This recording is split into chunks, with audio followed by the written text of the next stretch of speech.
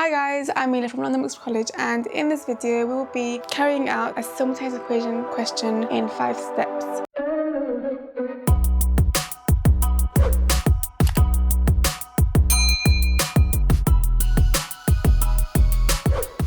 So the question is actually a past paper question. The two equations are 3x plus 2y is equal to 4 and 4x plus 5y is equal to 17. Simultaneous equations are two equations that basically have the same x and y values. So there's 5 main steps. Sometimes, depending on the question, the steps will not need to be carried out, but whilst going through the questions, I'll explain when to include it or not. Before we go into step 1, make sure you label each equation.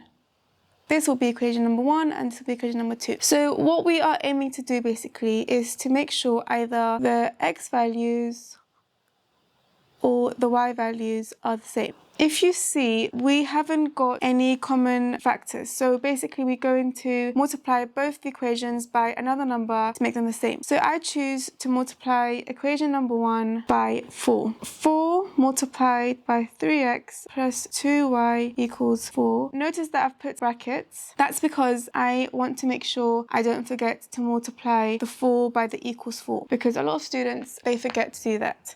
So 4 times 3x will be 12x, 4 times 2y would be plus 8y, and 4 times 4 would be 16. Now that will be your equation number 3. So let's write that up on top. 12x plus 8y equals 16, equation number 3. We've got one equation altered. Now let's change the next equation. That would be equation number 2, and we have to multiply that by 3. That would be 3 multiplied by 4x plus 5y equals 17. Again with the brackets.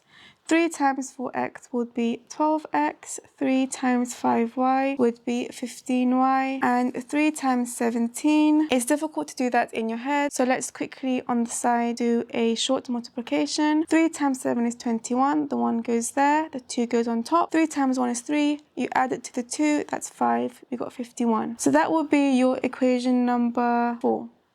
So let's write that on top as well. 12x plus 15y is equal to 51. So notice that I've made both the x's the same. Step number 2 is minus our equations 3 from 4 or 4 from 3. So it depends on you whether you minus 3 from 4 or 4 from 3. That depends on your preference. I want to minus 4 from 3 because if you notice, the values of equation number 4 are bigger. 12x plus 15y is equal to 51 minus, now again I like to put a bracket there because I want to make sure I subtract every single value from the first equation. So 12x plus 8y is equal to 16, close bracket. 12x minus 12x cancel out. 15y minus 8y, that will be 7y. 51 minus 16, that is going to be, again, it's difficult to do it off your head, so short multiplication on the side. Borrow from here. 11 minus 6 is 5. 4 minus 1 will be 3. We got 35. We are close to getting a y value. Now notice we've got 7y. We need to get rid of the 7. Now to do that, we can send the 7 to the other side. 7 is being multiplied on this side, so we divide it on the other side.